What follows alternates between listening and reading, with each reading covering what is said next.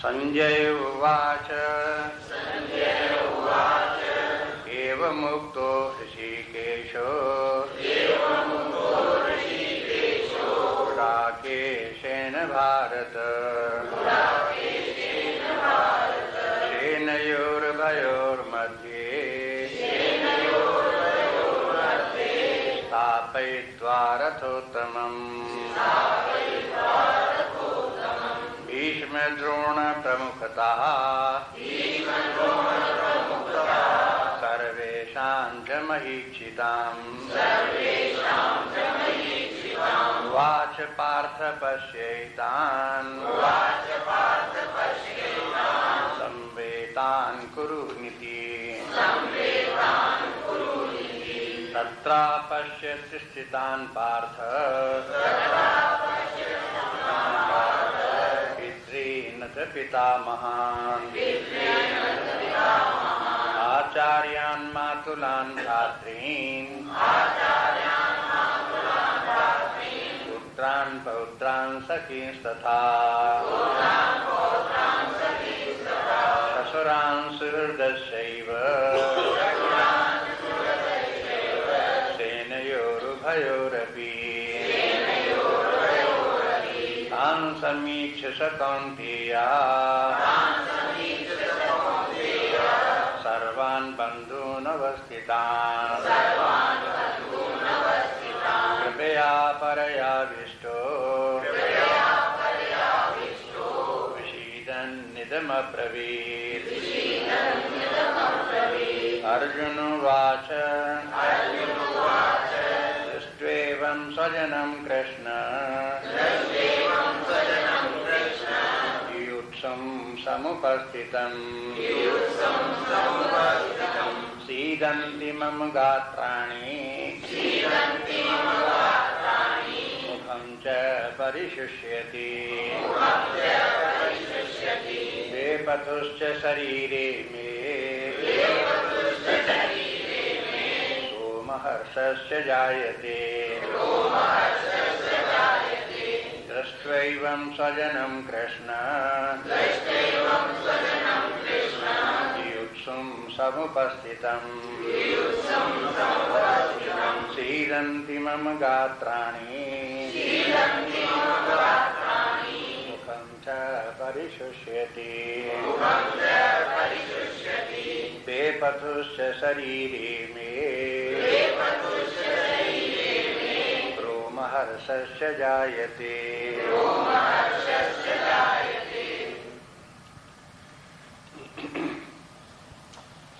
अब स्मरण करें कि यह कुरुक्षेत्र का मैदान, दोनों तरफ सेनाएं खड़ी हुई हैं। एक ओर कौरव की सेनाएं हैं, दूसरी तरफ पांडवों की सेनाएं हैं। उन दोनों सेनाओं के मध्य में अर्जुन के कहने से भगवान कृष्ण ने मध्य में रथ ले जाकर के खड़ा कर दिया और अर्जुन ने फिर दोनों तरफ की सेनाओं में खड़े हुए योद्धाओं को देखा और जब उसका उन सबको देखा तो उसका ध्यान गया कि ये सब लोग अपने बंधु बांधव ही यहाँ पर खड़े हुए हैं। ये बात अर्जुन को पहले ही मालूम थी जब युद्ध की तैयारी हो रही थी कि युद्ध में कौन कौन आ रहे हैं, कौन कौन युद्ध करेंगे। कोई ये बात अर्जुन से छिपी नहीं थी, लेकिन परोक्ष में जो बात होती है वो दूसरी है, जब आंखों के सामने आ जाती है तो बात दूसरी होती है।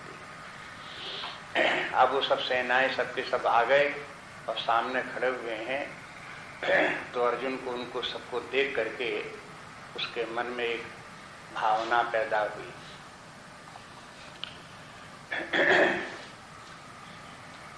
महाभारत में एक घटना और भी लिखी है। कहते हैं जब ये युद्ध होने जा रहा था उसके पहले 2-4 दिन पहले धृतराष्ट्र ने एक दूत अर्जुन के पास भेजा और ये कहला भेजा कि ये जो युद्ध होने जा रहा है इसमें सब अपने परिवार के लोगों का ही नाश होगा। दुर्योधन तो मूढ़ है, वो किसी की बात को मानता नहीं, हम भी उससे कुछ कहें तो वो मानता नहीं, लेकिन तुम समझदार हो, तुमको चाहिए कि ये जो विनाश होने जा रहा है इसको किसी प्रकार से बचाओ। अर्जुन ने तो समय उसका विरोध किया, कहा कि अब नहीं बचाए बसता, युद्ध करने को तैयार ही तो हम क्या करें, युद्ध तो होगा ही होगा। लेकिन वो जो दूत ने आकर के अर्जुन से जो कुछ कहा था, वो अर्जुन के मन में, चित्त में कहीं न कहीं बात बैठी रही। और जब वो सबके सब सामने आकर के खड़े हो गए, भाई बंधु लोग आकर के, तब चाहे तो अर्जुन को धृतराष्ट्र की बात का स्मरण हो आया हो, और चाहे वो पूर्व धारणा उसके हृदय में जो बैठी हुई थी वो उभड़ पड़ी हो, और उसने भी देखा कि सब बंधु बांधव सब लोग खड़े हैं, तो वास्तव में इन सबका विनाश होगा। युद्ध कोई ऐसा तो है नहीं कि दोनों तरफ के लोग युद्ध करें और युद्ध में एक सेना पराजित हो जाए और कोई मरे नहीं, और दूसरी तरफ की सेना विजयी हो जाए, उसमें भी कोई मरे नहीं। नहीं, ऐसा तो होगा नहीं। युद्ध के माने तो ये है कि इधर के भी मरे, उधर के भी मरे, इधर के भी मरे, उधर के भी मरते मरते मरते मरते जिस पक्ष का अंत में 1, 2, 4, 10, 20 व्यक्ति बच जाएं, बस वही विजयी हुए। इस प्रकार का युद्ध होता है। इसके माने ये सब जो है अंत में कोई भी बचे, 1, 2, 4 चाहे उधर के बचे चाहे इधर के बचे, लेकिन बाकी सब तो मारे ही जाएंगे। तो उनके सबके इस विनाश को समझ करके अर्जुन के मन में जो प्रतिक्रिया उत्पन्न हुई वो अर्जुन बताता है। अर्जुन को आगे जो इसमें श्लोकों में जो वर्णन है, इससे मालूम होता है कि अर्जुन को एक प्रकार से ज्वर आ गया, बुखार चढ़ गया। जितने लक्षण वर्णन करते हैं उनको आप देखो। कहते हैं दृष्टो एवं स्वजनम कृष्ण, हे भगवान, हमने जब अपने देखा कि तो सब स्वजन ही खड़े हुए हैं, अपने भाई बंधु ही सब खड़े हुए हैं। युत्सम समुपस्थितम, युत्सम मन युद्ध करने की इच्छा से सब आकर के इकट्ठे हो गए हैं, ये सब हमारे भाई बंधु ही हैं। तो अब क्या होने लगा कि सीदंत मम गात्राणि, हमारे शरीर, हमारा शरीर शिथिल हो रहा है। जैसे किसी को बुखार चढ़े तो फिर शरीर जो है कमजोरी लगने लगती है, इस प्रकार से होने लगा। वैसे सीदंत के माने दुखी होना भी है। तुलसीदास ने भी शब्द का प्रयोग किया है। तुलसीदास सीदत निस्दिन देखत तुम्हार निठुराई। भगवान से कहते हैं भगवान, तुम्हारी निष्ठुरता को देख करके हम जो है सीदंत, मैं जो है वो दुखी हूँ। तो वही सीदती, ये सीदंती मम गात्राणि, बहुवचन में तमाम शरीर के सभी अंग जो है वो पीड़ित हो रहे हैं, दुखी हो रहे हैं। और मुखम च परिशिष्यति, और मुंह भी सूख रहा है। शिष्यति माने सूख रहा है, और परिशिष्यति के माने बहुत सूख रहा है, अत्यधिक मुंह सूख रहा है। और बेपथुश्च शरीरे में शरीरे बेपथु, बेपथु माने कंप हो रहा है, शरीर कांप रहा है। और रोम हर्षस्य जायते, और हमारे रोम खड़े हो गए हैं भय के कारण। ये देख करके परिणाम बहुत भयानक होने वाला है, उसके कारण उसको याद करके रोए भी खड़े हो रहे हैं। अब देखो ये जितने भी लक्षण हैं, ये सब लक्षण एक प्रकार से रोग उत्पन्न हो गया। और रोग शुरू कहाँ से हुआ? मानसिक रोग शुरू हुआ तो मन में रोग उत्पन्न हुआ, फिर वाणी में भी उसी प्रकार से दुख व्यक्त करने लगा, और उसका प्रभाव शरीर में भी पड़ा। मन, वाणी और शरीर, इन तीनों के ऊपर वो अपने प्रभाव को, जो उसकी स्थिति समय हुई, उनका वो वर्णन करता है। एक जगह शास्त्रों में आता है कि रोग के 4 कारण होते हैं। एक कारण तो ये होता है वात, पित्त, कफ, इनमें से कोई भी बढ़ जाए तो शरीर में रोग पैदा हो जाता है। दूसरा कारण ये है कि यदि कोई व्यक्ति अपने सामर्थ्य से ज्यादा परिश्रम करता है तो भी रोग पैदा हो जाता है। तीसरा कारण ये है कि व्यक्ति जो चाहता है वो नहीं होता, तो उसके कारण से व्यक्ति दुखी होता है और फिर रोग हो जाता है। एक कारण ये भी है कि जो व्यक्ति नहीं चाहता है वो हो जाता है, तो भी रोग हो जाता है। इनमें से दो कारण जो है वो तो शारीरिक हैं और दो कारण मानसिक हैं। रोग जो होता है शारीरिक कारण होते ही हैं। अधिक परिश्रम के माने है शरीर का यदि कोई व्यक्ति अनावश्यक प्रयोग करे, अधिक परिश्रम करे, ये जो नहीं करना चाहिए उस प्रकार से करे, गर्मी सर्दी जितना नहीं सहन कर सकता उतना भी सहन करे, ऐसे करके कोई माने प्राकृतिक जो शरीर की जो सामर्थ्य है उसके विरुद्ध कोई व्यवहार करे, खाने में कोई ऐसा खा जाए जो कि शरीर में हजम होने वाला नहीं है, ऐसा कुछ खा ले, ये सब उसके अंतर्गत आ जाते हैं, शारीरिक कारणों के अंतर्गत। और फिर उनसे फिर वात पित्त का बढ़ जाना जो है उनका भी बढ़ जाने की कोई इसी प्रकार के कारण होते हैं, उनसे भी रोग हो जाता है। लेकिन मानसिक रोग जो है ये व्यक्ति को दुख होते हैं दो प्रकार से। मन के ऊपर आघात पहुंचता है व्यक्ति को, जो व्यक्ति चाहता वैसा नहीं हुआ, अनपेक्षित हो गया, तो उसके कारण से वो अनिष्ट एक प्रकार से उसे मानता है। जो इष्ट नहीं है वो हो जाए तो अनिष्ट हो गया, जो अनिष्ट हो गया तो व्यक्ति दुखी हो गया, दुखी हो गया तो रोग उत्पन्न हो जाता है। और जो इष्ट है वो नहीं हुआ तो भी एक ही प्रकार से अनिष्ट है, और उसके कारण से व्यक्ति दुखी होता है और उससे भी रोग पैदा हो जाता है। अर्जुन के यहाँ जो ये जो बुखार चढ़ा इस समय और जो लक्षण वो अपने बता रहा है, ये कोई और शारीरिक कारण नहीं है, केवल मानसिक है। और वो समझ भी रहा है कि हम सब इन लोगों को देख रहे हैं, भाई बंधु हैं, ये सब के सब मारे जाएंगे, उनके कारण से उसको ये मन में अच्छा नहीं लगा, अनिष्ट लग रहा है। उस अनिष्ट के कारण से केवल ये मानसिक ही दशा हुई उसो नहीं है, मन के ऊपर भी उसका प्रभाव पड़ा, वाणी पर भी पड़ रहा है और शरीर पर भी पड़ रहा है। उनके सबके लक्षण यहाँ बता देते हैं। जैसे किसी व्यक्ति को बुखार चढ़ता है तो मुंह सूखने लगता है, शरीर में ताप पड़ जाता है, शरीर कांपने लगता है, वही लक्षण जैसे जो है ये है, अर्जुन को भी ये समय होते दिखाई दे, तो वो अपने आप ही अपना वर्णन करता है कि ये घटना इस प्रकार की घट रही है हमारे साथ। और अपने स्थिति का वर्णन करते हुए आगे के श्लोक में देखे कहते हैं, गांडीवं स्रंसते हस्तात् त्वच्चैव परिदह्यते न च शक्नोम्यवस्थातुं भ्रमतीव च मे मनः। गांडीवं स्रंसते हस्तात् त्वच्चैव परिदह्यते न च शक्नोम्यवस्थातुं भ्रमतीव च मे मनः। ये भी अर्जुन के समय विषाद के लक्षण है कि गांडीवं स्रंसते हस्तात्, कि हमारा धनुष जो है हाथ से छूटा जा रहा है, माने हाथ में इतनी ताकत नहीं कि धनुष पकड़े रहे युद्ध करें। त्वच्चैव परिदह्यते, और त्वचा भी जल रही है, जल रही कि माने ताप बढ़ गया है शरीर में और उसमें त्वचा जलने लगी है। और न च शक्नोम्यवस्थातुं, और मैं खड़ा भी रहने में समर्थ नहीं हूँ, खड़ा रहना भी मुझे मुश्किल दिखाई देता है कि मैंने शरीर में दुर्बलता आ गई, पैर कमजोर हो गए। जैसे बुखार कोई व्यक्ति को चढ़ा हो तो फिर खड़ा नहीं रह सकता, बैठना चाहेगा, लेटना चाहे,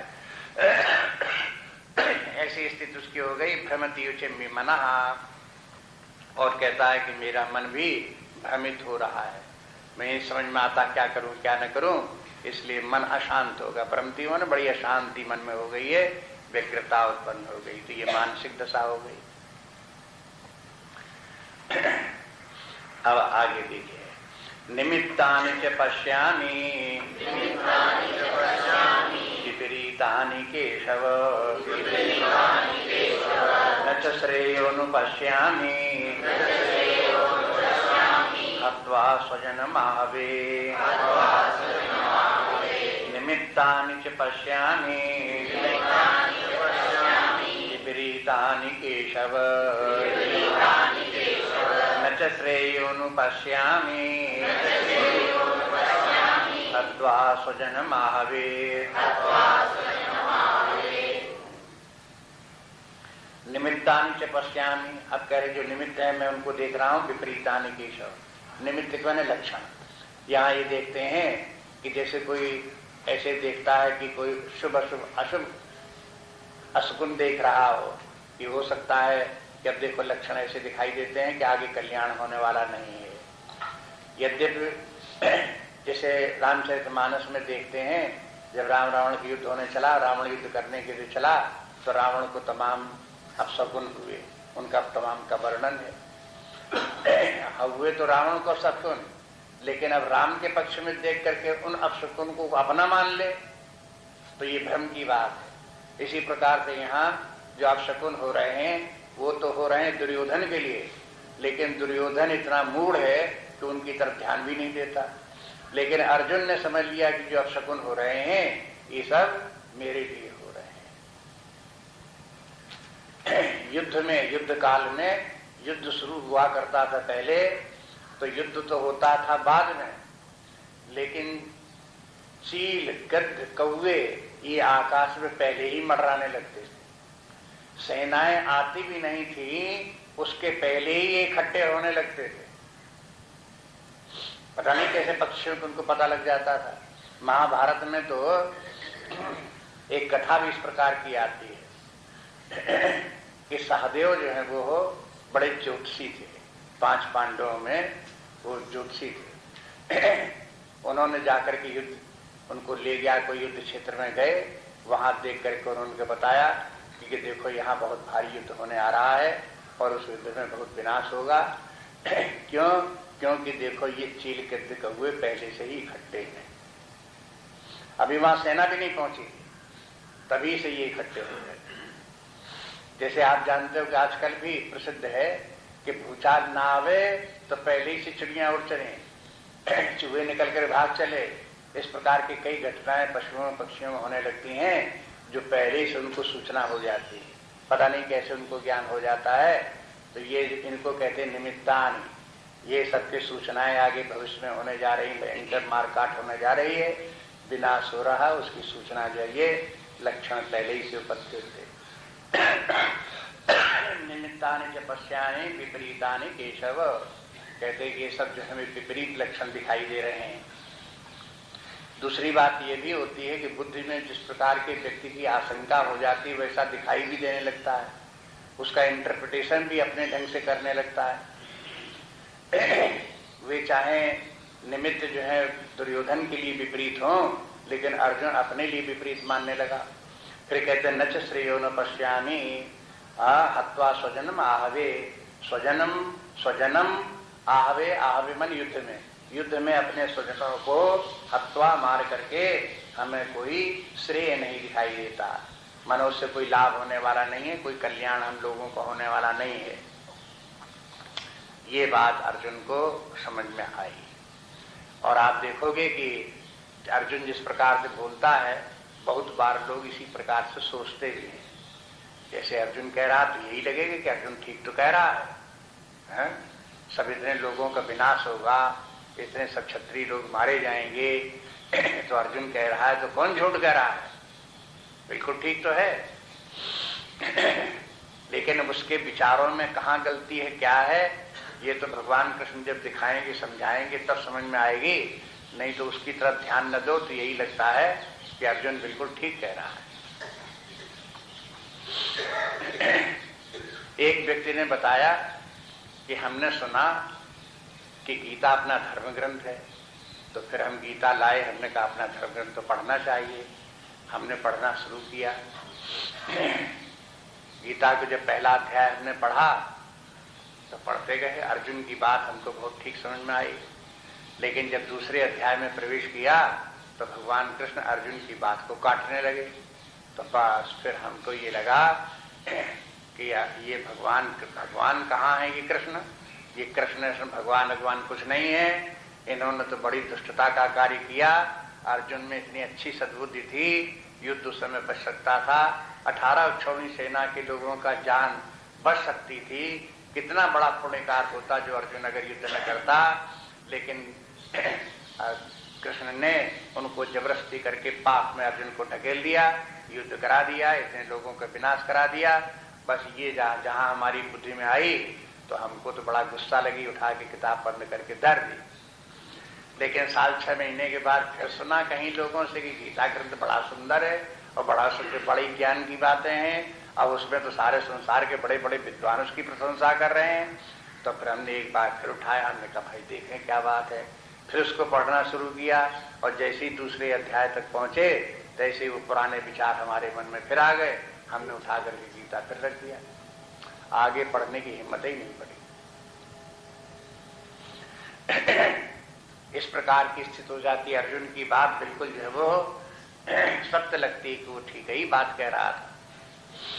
इतनी ज्यादा अर्जुन की बात में सच्चाई है। और आप देखोगे अर्जुन ने जब ये बात कही तो भगवान कृष्ण चुपचाप उसे सुनते रहते हैं, कुछ बोले नहीं अर्जुन की बात पर, हाँ ना ही कुछ नहीं किया। बस ये आप आशा कर सकते हो कि भगवान कृष्ण अर्जुन की मुख की तरफ देखने लगे होंगे कि देखो ये क्या बोल रहा है, ये क्या कह रहा है। बस उसकी तरफ देखते रह गए आश्चर्यचकित, और अर्जुन बोलता चला गया। अर्जुन समझा कि इतनी बात हमने अपनी इस समय दुर्बलता की स्थिति भगवान कृष्ण को बताई है, लेकिन ये अभी ये कारण हमारा समझ नहीं पाए हैं। इसलिए जो है वो अर्जुन अपने मन के में जो विचार आए हैं उनको तर्क संगत होना बताता है कि हम जो सोच रहे हैं बेकार की बात नहीं सोच रहे हैं।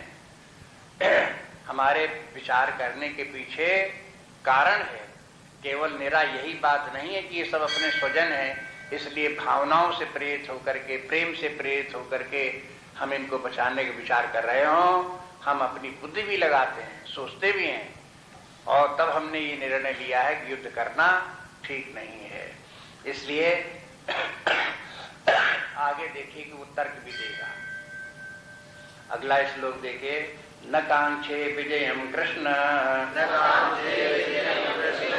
न च राज्यम सुखानि च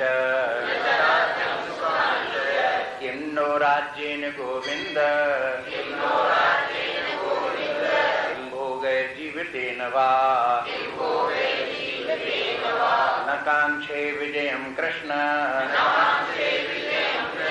न च राज्यम सुखानि च किं नो राज्येन गोविंद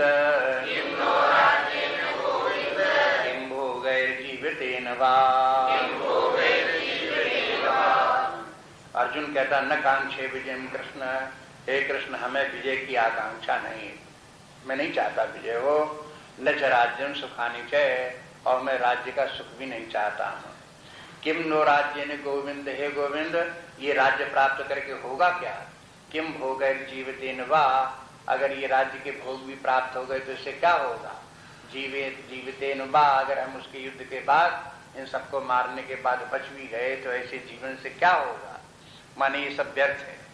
उस समय युद्ध के बाद, विनाश के बाद अगर राज्य प्राप्त होता तो भी व्यर्थ, उसका सुख प्राप्त होता तो भी व्यर्थ, जीवित रहते हैं तो भी व्यर्थ, इससे कोई लाभ नहीं। इस प्रकार से वो बोलता है। अगला श्लोक देखिए, एषामर्थे कांक्षितं नो राज्यं भोगा सुखानि च तयमेव स्थिता युद्धे प्राणांस त्यक्त्वा धनानि च एषामर्थे कांक्षितं नो राज्यं भोगा सुखानि च तयमेव स्थिता युद्धे प्राणांस त्यक्त्वा धनानि च।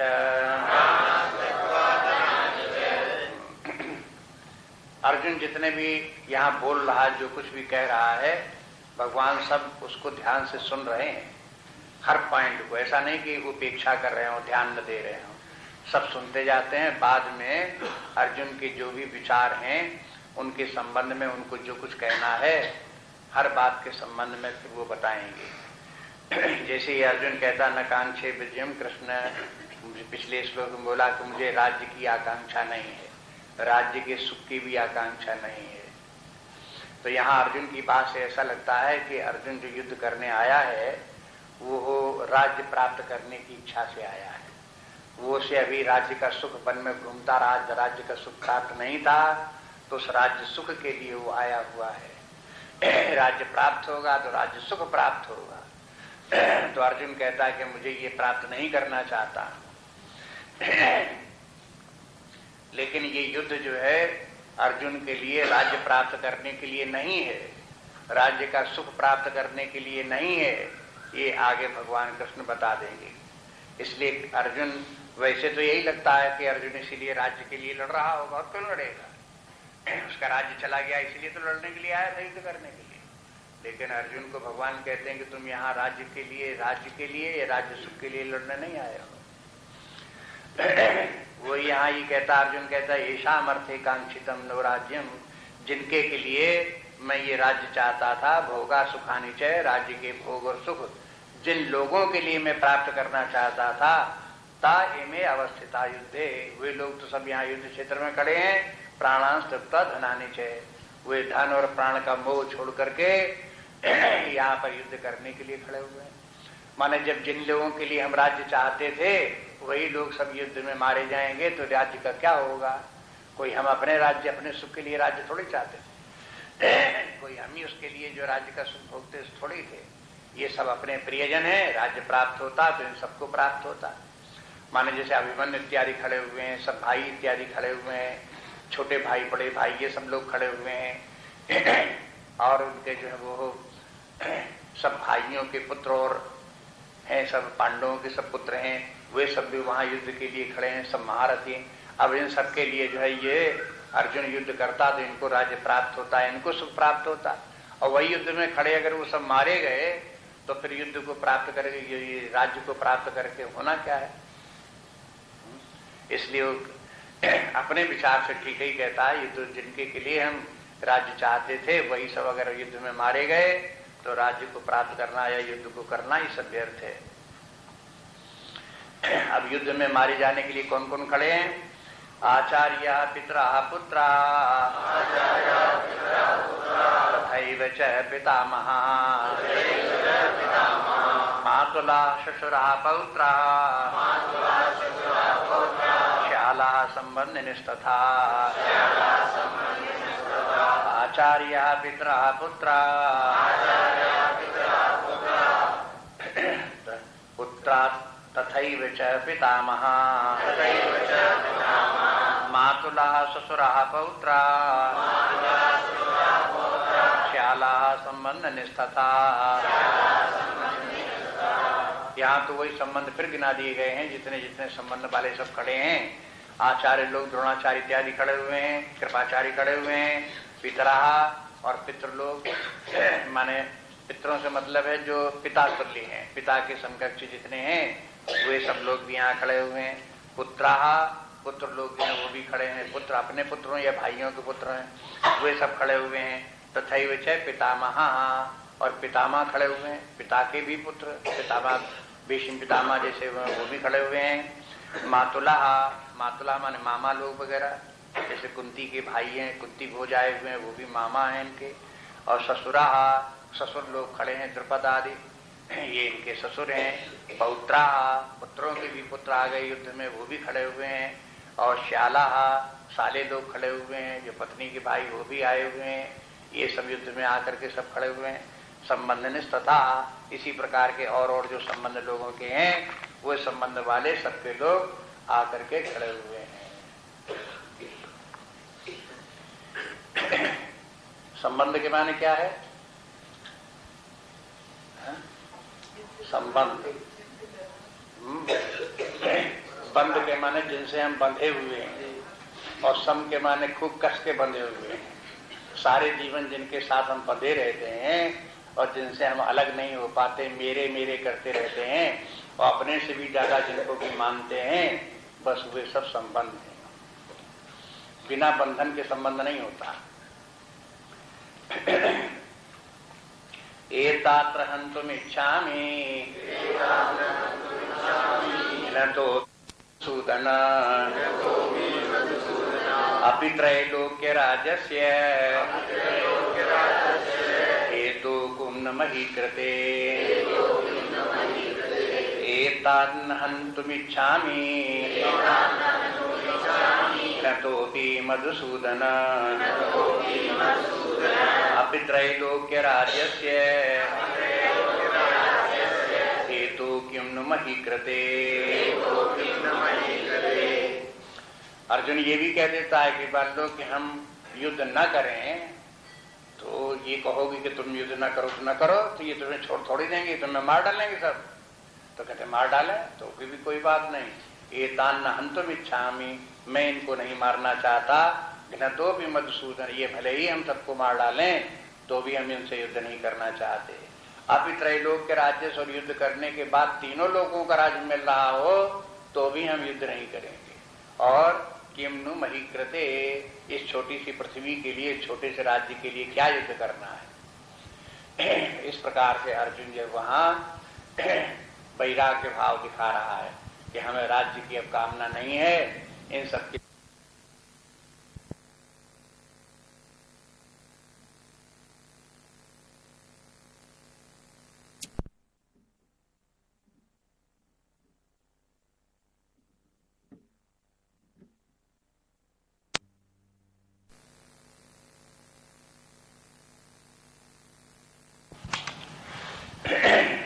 आगे देखिए, निहत्य धात राष्ट्रान्नः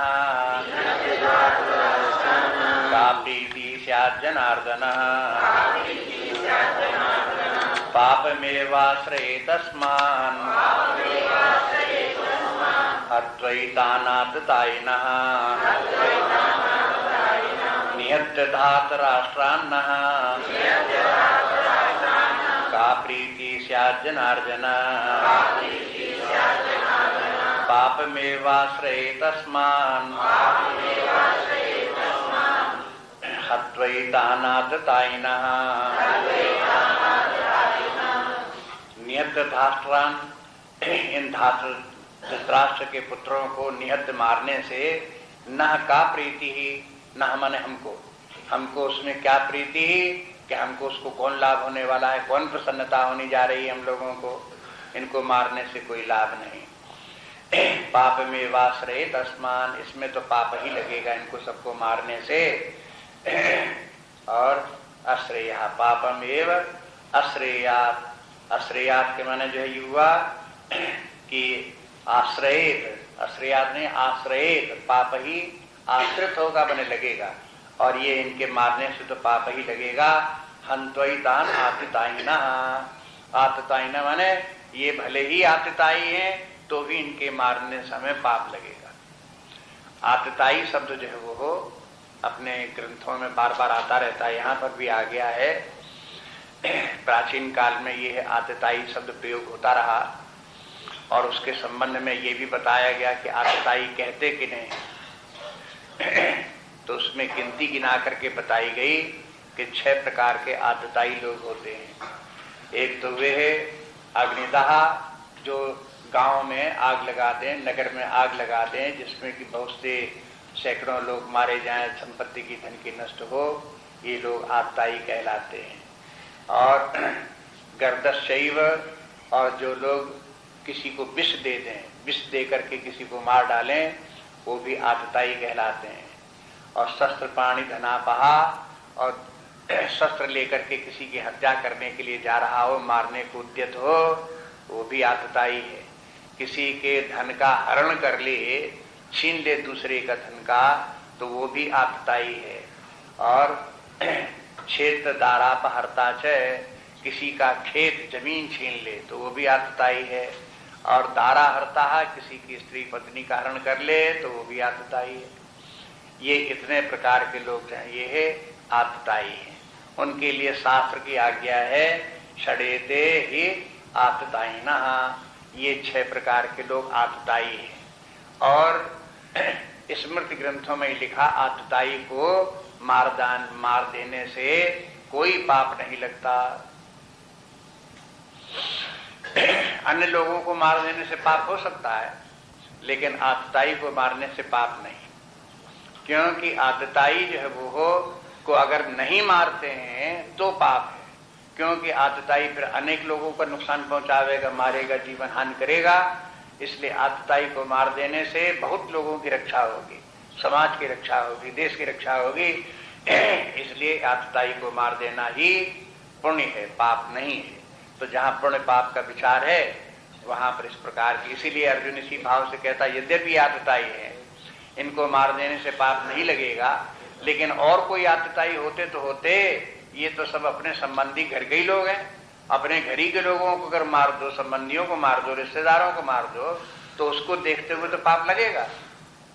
ये दूसरा अर्थ लगाता कहो कि ये तो आतताई है इसलिए इनको मार दो, क्योंकि इन्होंने राज्य का हरण कर लिया है, इनके राज्य का, इसलिए ये मार देने चाहिए, आतताई है, अधर्म के पक्ष में है, लेकिन अपने बंधु बांधव होने के कारण से इनको मारने से पाप लगेगा।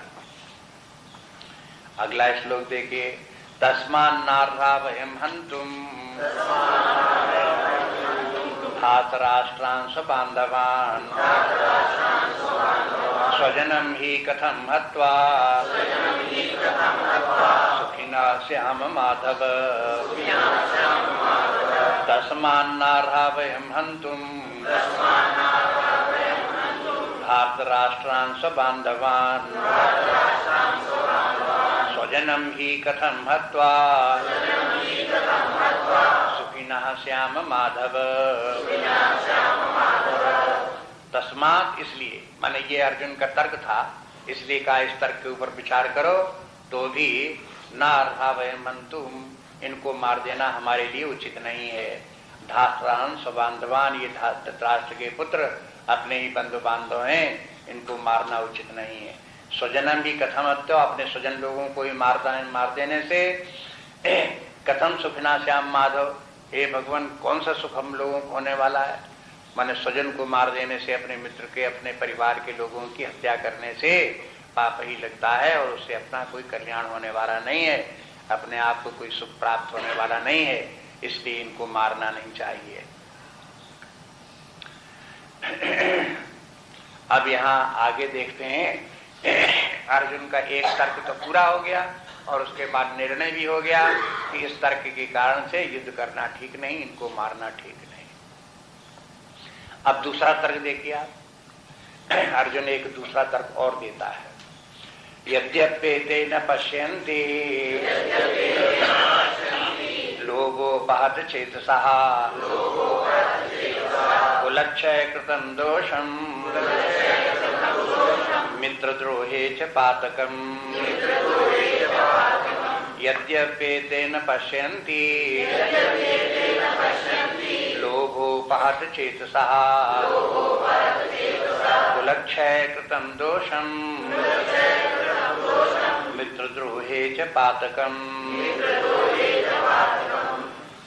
कहते यद्यपि एते न पश्यन्ति, हालांकि ये सब दुर्योधन आदि को नहीं दिखाई देता है कि क्या घटना घटने जा रही, क्या हानि होगी। लोभोपहत चेसा, क्योंकि इनकी बुद्धि लोभ से उपहित है। माने ये भी बात सत्य है कि जब व्यक्ति को लोभ बुद्धि में चढ़ा होता है, उसकी लोभ का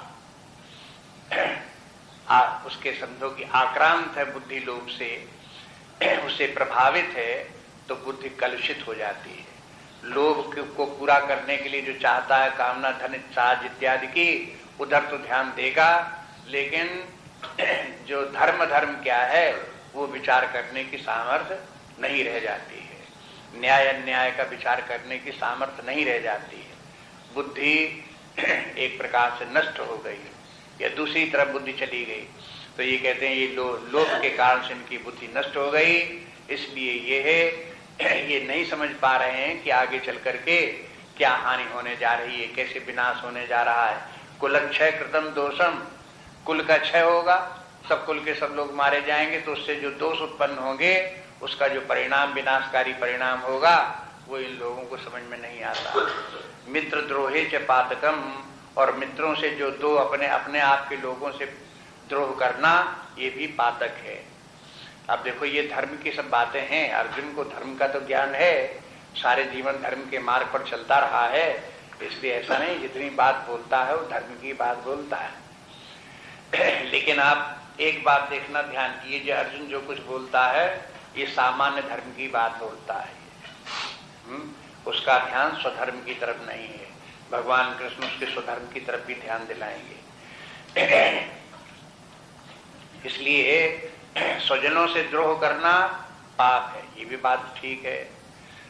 युद्ध होता है, स्वजन लोग, बंधु बांधव लोग मारे जाते हैं, तो वो हानिकारक है, ये भी बात ठीक है ये। इसलिए वो, लेकिन ये कहता, अर्जुन ये कहता जो उसके बाद कुलक्षय होगा, उसके बाद जो विनाश होगा, उसका क्या परिणाम होगा? तो क्या परिणाम होगा उसका? तो अर्जुन यह बताता है कि देखो उसका परिणाम केवल इतना ही नहीं कि इतने लोग सब मारे जाएंगे, मारे जाने के बाद भी भविष्य में और क्या घटना घटने वाली बताते हैं। कथम न गेयम अस्माभिः पापादस्मान् निवर्तितुम् कुलक्षय कृतं दोषम् प्रपश्यद्भिर्जनार्दन। कथम न गेयम अस्माभिः पापादस्मान् निवर्तितुम् कुलक्षय कृतं दोषम् प्रपश्यद्भिर्जनार्दन।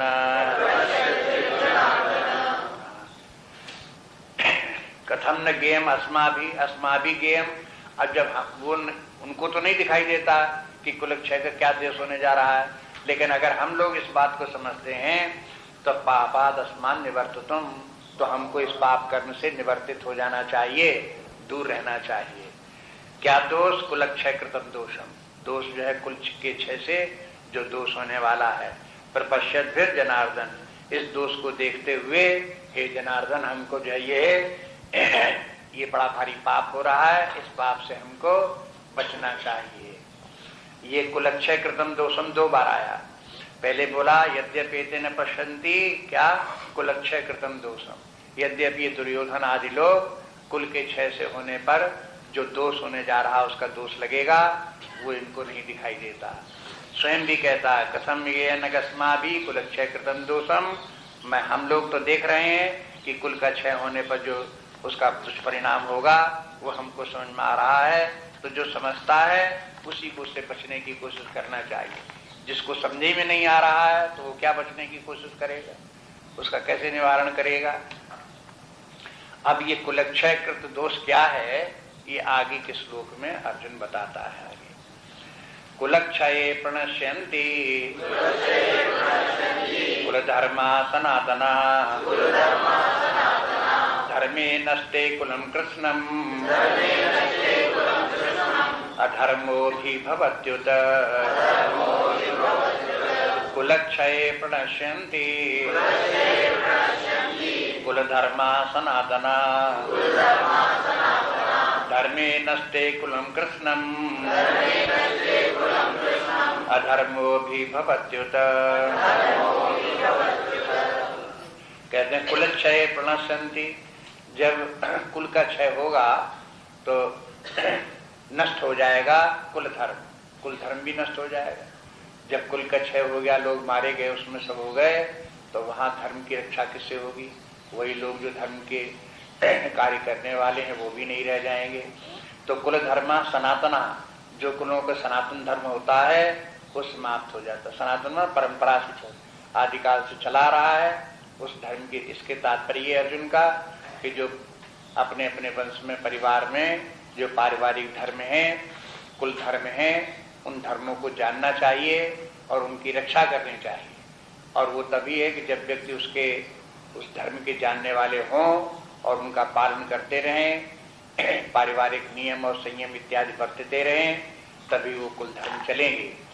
इसलिए कहते हैं धर्मे नष्टे, और अगर उन्होंने ऐसा नहीं किया, धर्म ही नष्ट हो गया, तो क्या होगा? कुलम कृष्णम अधर्मो भी भवत्युत, तो कुलों में अधर्म आ जाएगा। जब धर्म नहीं होगा तो अधर्म आ ही जाएगा। धर्म नष्ट हो गया तो अधर्म की प्रवृत्ति हो जाएगी, सब लोग विपरीत आचरण करने लगेंगे, जो नहीं करना चाहिए वही उसी प्रकार के कार्य होने लगेंगे। इस प्रकार से अब अगर परिवारों में और समाज में अधर्म फैल गया तो उसका बहुत विनाशकारी परिणाम होता है। वो सब उसकी तरफ ध्यान दिलाते हैं अर्जुन। कहते हैं आगे के श्लोक देखिए, अधर्माभिभवात् कृष्ण प्रदुष्यन्ति कुलस्त्रियः स्त्री स्त्रीषु दुष्टासु वार्ष्णेय जायते वर्णशङ्करः अधर्माभिभवात् कृष्ण दुष्यन्ति कुलस्त्रियाः स्त्रीषु दुष्टासु वार्ष्णेय जायते वर्णशङ्करः अधर्म अभिभवात, अधर्म का अभिभव होने पर, अभिभव माने अधर्म बढ़ जाने पर, परिवार भर में अधर्म ही अधर्म छा जाए तो क्या होगा? प्रदुष्यंती कुल स्त्रियां, तो उसके परिवार की स्त्रियां जो है वो दूषित हो जाती हैं। स्त्रीषु दुष्टासु वार्ष्णेय, हे भगवान कृष्ण, स्त्रियों के दूषित हो जाने पर जायते वर्णशंकरः, तो वर्णशंकर संतान की उत्पत्ति होती है। अब ये बताने लगे कि देखो अधर्म जब फैलता है तो उसका परिणाम क्या होता है। अब ये वर्ण संकरता जो है गीता में दो प्रकार से वर्णन की गई है। एक तो वर्ण संकरता का ये है कि जब एक जात का पुरुष दूसरी जात की स्त्री से विवाह करे तो उसकी संतान जो है वो वर्ण संकर कहलाती है। इस वर्ण संकर संतान में भी दोष है। दोष क्या है कि जब दो प्रकार के संप्रदाय के या दो वर्गों के अलग अलग स्त्री पुरुष होंगे तो वे जो कुल की जो परंपरा होगी उसकी मान्यताएं समाप्त हो जाएंगी। उनको ये लगेगा कि जो धार्मिक परंपराएं बराबर अनादिकाल से पिता पितामह के जमाने से चली आ रही हैं वो बेकार है, उनकी कोई नहीं। वो कहेगा कि हमारी परंपरा ठीक है, दूसरा कहेगा मेरी परंपरा ठीक है, तुम्हारी गलत है, वो कहेंगे तुम्हारी गलत है। इसलिए सारी परंपराएं जो है वो खत्म हो जाएंगी और धर्म जो है वो परंपरा से ही चलता है। एक नियम विधान चला रहा पहले से, उसी नियम विधान को पालन करते चले जा रहे हैं तो फिर धर्म की व्यवस्था चलती रहती है। और जहां पर यह इस प्रकार के लिए आधार ही नहीं रह गया कि परिवार का कोई धर्म है। अब जैसे कोई पुत्र पैदा हुआ वर्ण संकर, अब उससे वो अगर अपने कुल धर्म को जानना चाहे तो उसका क्या कुल धर्म है? हा? वो न तो अपने पिता के कुल का धर्म उसे वो मान्य होगा, न माता के कुल का धर्म उसे मान्य होगा। उसे ये भी नहीं समझ में आएगा कि हम ये करें कि हम वो करें। आखिरकार ये कहेगा ये धर्म बिल्कुल बेकार होते हैं, इनसे कुल धर्म जैसी कोई बात होती नहीं, ये तो सब व्यर्थ की बातें हैं। बस जहां उसने उनका तिरस्कार कर दिया तो फिर कैसा हो जाएगा? बिना धर्म के स्वेच्छाचारी। और जहां स्वेच्छाचारी हो गया तहां उसके बाद स्वेच्छाचारी व्यक्ति का ध्यान कोई संयम और धर्म की तरफ तो जाता नहीं, स्वेच्छाचारी की बुद्धि अधर्म की तरफ ही जाती है, पापाचरण की तरफ ही जाती है। धर्म का कार्य है व्यक्ति को संयमित रखना, एक मर्यादा के भीतर रखना, ये धर्म का कार्य है। जब मर्यादा के बाहर व्यक्ति जाएगा तो फिर इसके माने फिर वो धर्म नहीं हुआ। मर्यादा से बाहर जाने लगा तो अधर्म में प्रवृत्त हो गया।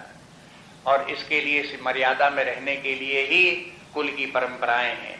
माता पिता बच्चों को बचपन से ही समझाने लगते हैं कि देखो हमारे कुल की परंपरा इस प्रकार की है, ये परंपरा हमारे पूर्वजों ने इस प्रकार से की है। रामचरितमानस में भी देखते हैं कि वहां भगवान राम, तुलसीदास जी जो है वो भगवान राम के मुख से कई बार इस प्रकार से बोलते हैं।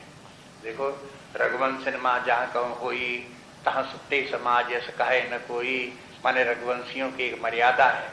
भगवान राम भी कहते हैं रघुवंशन कर सहज स्वभाव मन को पंत पग धरिए न काऊ।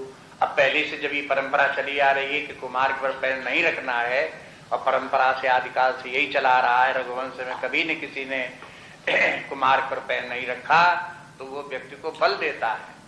लेकिन तब वेदता जब किसी का संबंध अपने वंश की परंपरा से जुड़ा हो और जहां वो वर्ण संकरता आई और उस संबंध से विच्छिन्न व्यक्ति हुआ तो उसको यह आश्रय टूट जाता है, समाप्त हो जाता है। बिना आश्रय के अब वो स्वतंत्र है, चाहे कोई धर्म के मार्ग पर चले चाहे अधर्म के मार्ग पर चले, उसके लिए गाइड करने वाला कोई साधन नहीं रह गया। एक वर्ण संकरता तो इस प्रकार की है। दूसरी आगे चल करके देखेंगे दूसरे प्रकार की एक वर्ण संकरता और भी है। जैसे कोई व्यक्ति जन्म तो लिया एक वर्ण में, जैसे ब्राह्मण वर्ण का जन्म से ब्राह्मण है, लेकिन न उसमें ब्राह्मण के गुण और न ब्राह्मण के कर्म, तो अब ऐसा व्यक्ति जो है वो भी वर्ण संकर है। वर्ण संकर के माने क्या? वर्ण तो ब्राह्मण, लेकिन संकरता उसमें क्या आ गई? जैसे युद्ध क्षेत्र में आप देखते हो कि कृपाचार्य, द्रोणाचार्य ये ब्राह्मण लोग हैं, लेकिन करने को खड़े हो गए युद्ध विद्या सीख ली, युद्ध विद्या ही सिखाने लगे। बजाय इसके कि वो ब्रह्म विद्या पढ़ते, अन्य लोगों को ब्रह्म विद्या सिखाते, ये कार्य तो उन्होंने किया नहीं। उन्होंने छात्र विद्या सीख ली, युद्ध विद्या सीख ली। ये तो क्षत्रियों को सीखनी चाहिए थी, उन्हीं को सिखानी चाहिए थी, वही युद्ध करते, ठीक था उनके लिए।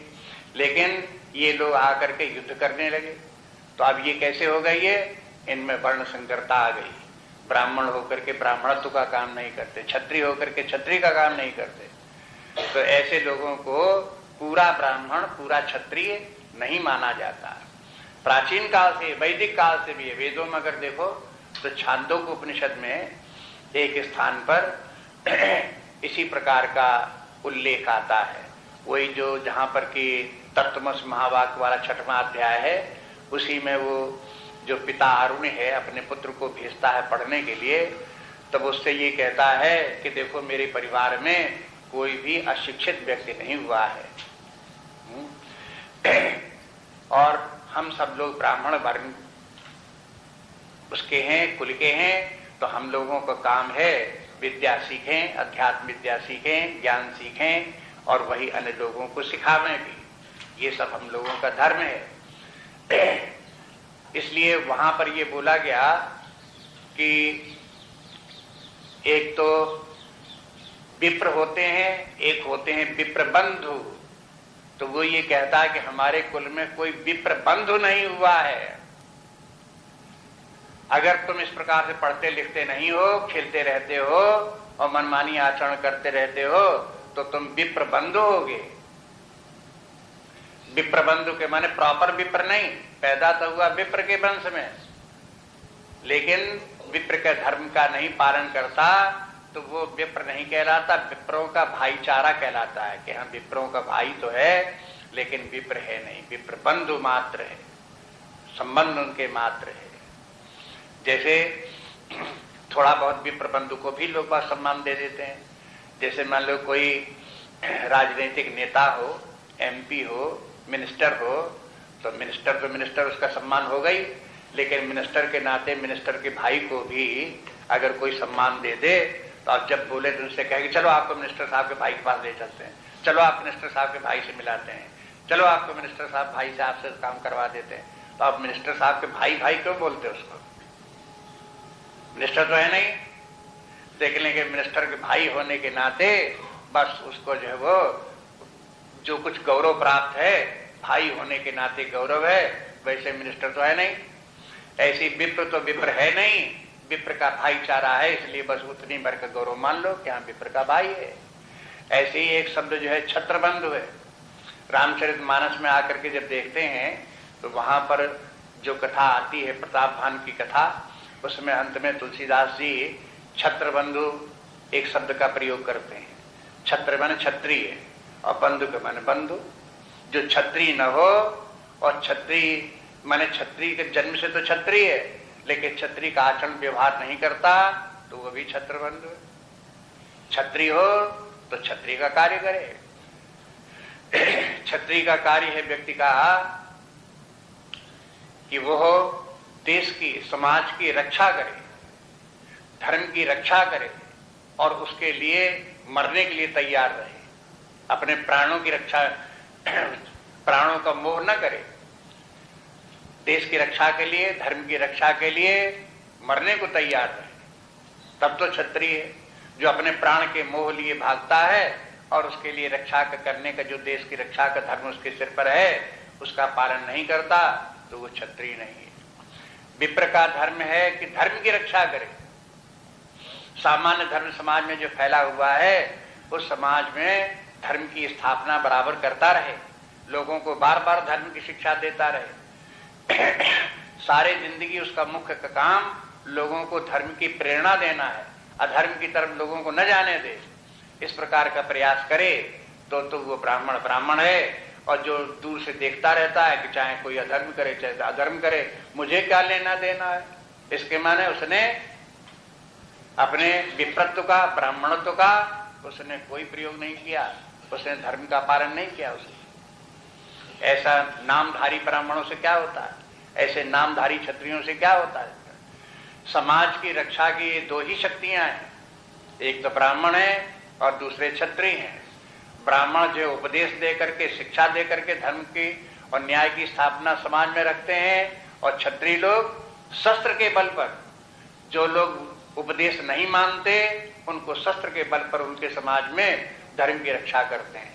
ये दोनों लोग जो है अगर शिथिल हो जाएं और यही काम न करें और अपने धर्म का पालन न करें तो आप समाज में क्या आशा करते हो, क्या होगा। जैसे शास्त्र में बार बार ये कहा गया है कि देखो कि समाज की, लोक की प्रवृत्ति क्या है, उन्मार्ग प्रवृत्ति है। लोकस्य उन्मार्ग प्रवृत्ति ही माने जन साधारण की जैसे नई पीढ़ी आती जाती है तो हर नई पीढ़ी के समाज में एक तरफ उसको अधर्म की तरफ जाने के लिए, कुमार्ग में जाने के लिए प्रवृत्ति होती ही है। उसको तो सन्मार्ग पर लगाने के लिए प्रयास करना पड़ता है। अगर सही प्रयास हुआ तो सन्मार्ग पर पीढ़ी रहेगी, नहीं तो गलत रास्ते पर चली जाएगी।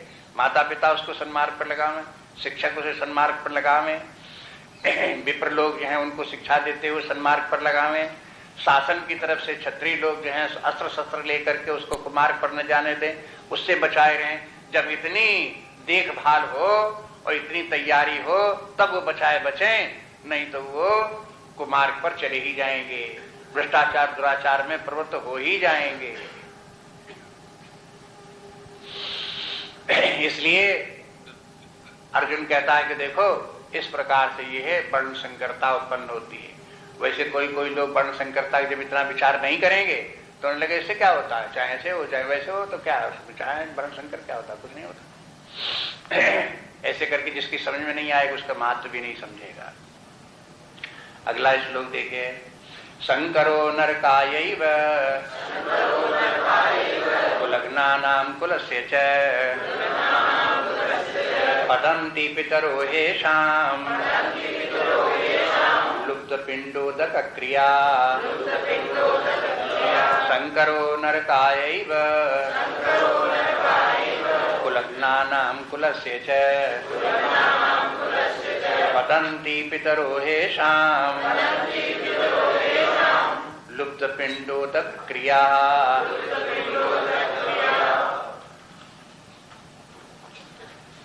अब आगे जो वर्ण संकर संतान उत्पन्न हुई उससे क्या हानि होती बता दिया। संकरो नरकस्यैव कुलग्नानां कुलस्य च, वो कुल का नाश करने वाले होते हैं और नरकायै उसके परिणाम स्वरूप उनकी सबकी नरक में गति होती है, नरक में ही जाते हैं।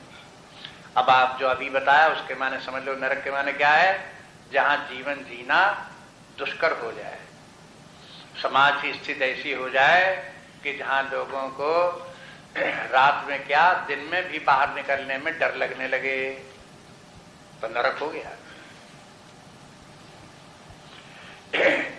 समाज में ये दशा हो गई कि जहां सूरज डूबे घर के भीतर ताला बंद करके घुस जाओ, बाहर मत निकलना, ये क्या है, नरक है।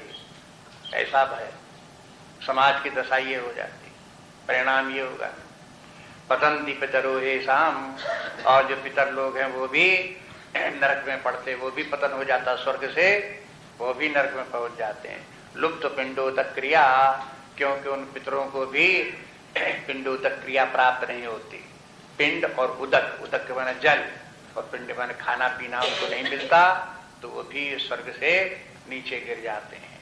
बोलने में ऐसा लगता है कि देखो ये सब कल्पनाएं हैं, झूठी कल्पनाएं हैं।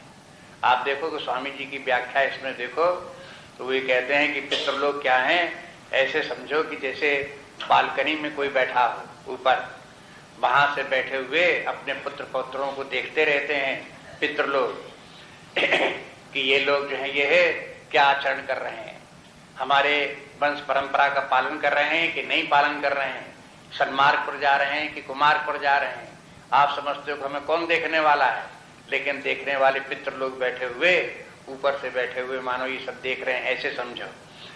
और जब कोई व्यक्ति शुभ कार्य करता, भले कार्य करता है और लोग उनकी प्रशंसा करते हैं तो वो पितृ लोग प्रसन्न होते हैं कि देखो हमारी संतान कितनी अच्छी है, हमने कैसे अच्छे पुत्र पैदा किए, जिनकी की प्रशंसा हो रही है, जिनकी जय जयकार हो रही है, जिनकी की पूजा हो रही है, तो वो लोग खुश होते हैं।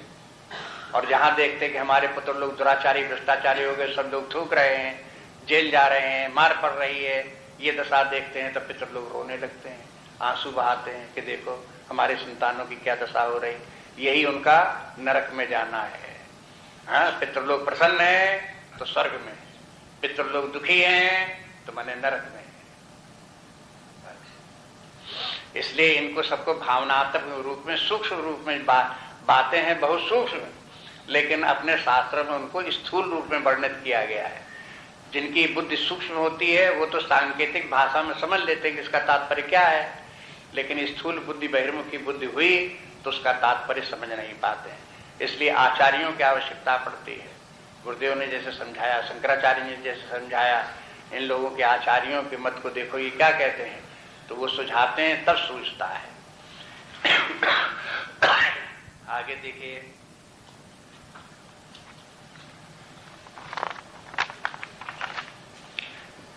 दोषैरेते कुलग्नानां